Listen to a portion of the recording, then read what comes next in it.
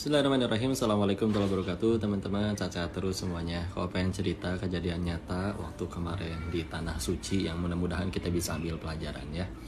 Kita dapat dari guru kami, beliau bercerita tentang kisah nyata. Ada orang Mesir. Orang Mesir ini mimpi didatengin orang, terus dia diminta untuk ajak tetangganya umroh.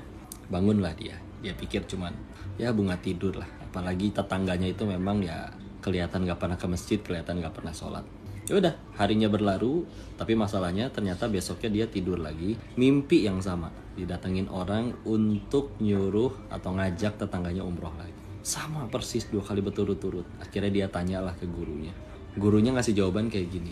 Coba nanti, kalau nanti malam mimpi lagi, kalau sampai 3 kali, maka bismillah, datengin, ajak orang itu umroh, ajak tetangga kamu umroh. Malam ketiga, beneran mimpi lagi. Persis sama, diminta untuk ngajak tetangganya umroh. Oke udah, bismillah. Berangkatlah si orang yang mimpi tadi ke tetangganya. Tanya, Assalamualaikum warahmatullahi wabarakatuh. Waalaikumsalam warahmatullahi wabarakatuh. Izin masuk, pengen ngobrol, diizinin. Langsung to the point. Bapak izin. Kalau bahasa kitanya ya, Bapak izin. Saya pengen ajak Bapak pergi umroh. Kaget, hah? Tunggu dulu, jangankan umroh, saya sholat aja nggak tahu caranya. Nanti saya ajarin. Saya bahkan wudhu juga nggak tahu caranya. Iya, nanti saya yang ajarin. Dan izin tolong untuk ikut karena saya sudah memutuskan. Saya yang berangkat ikut nemenin sendiri. Saya bimbing langsung dan juga saya yang biayain semuanya. Tinggal iya ikut berangkat. Maka Masya Allah, akhirnya apa yang terjadi? Ya memang orangnya semenjak hari itu juga memang prepare jadinya. Jadi mulai belajar sholat, belajar wudhu, dan tibalah hari H. Akhirnya berangkatlah umroh tetangganya itu, Masya Allah. Terus akhirnya begitu nyampe, Allah sentuh hatinya ya. Dan akhirnya dia nggak mau ke hotel, pengen langsung mulai untuk ibadah ke Masjidil Haram. Terus ya sudah silakan, nggak mau istirahat dulu, serius nggak, saya sudah membiarkan waktu hidup saya bertahun-tahun habis begitu saja, saya pengen langsung ibadah. Udah gitu udah, yang lain ke hotel dulu, naruh barang apa mandi segala macam, dia langsung Masjidil Haram. Lalu setelah selesai pulang, besoknya izin lagi, pengen berangkat ke Masjidil Haram duluan. Tapi kali ini kau lebih lama, dihubungin juga nggak bisa. Ketika dicari-cari, qadarullah, ternyata orang itu ditemukan sedang sujud dalam keadaan sudah wafat, meninggal dalam keadaan sujud di Masjidil Haram.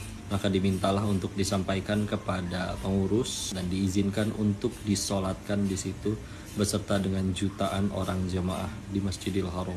Masya Allah. Orang yang mimpi ini masih kayak mikir dan akhirnya penasaran dan akhirnya tanya ke istrinya, apa ini kok bisa-bisanya kejadian kayak begini? Meninggal sujud di Masjidil Haram, Masya Allah, husnul khatimah.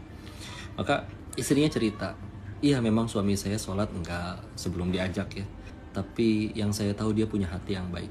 Kami punya tetangga, masih satu kompleks, seorang nenek-nenek yang suami saya itu yang wafat itu sudah berjanji untuk membagi setengah gajinya untuk nenek tersebut setiap bulan. Dan yang selalu didoakan oleh nenek tersebut setiap kali diberikan uang oleh suaminya cuman satu, nggak pernah ada doa yang lain, cuman satu.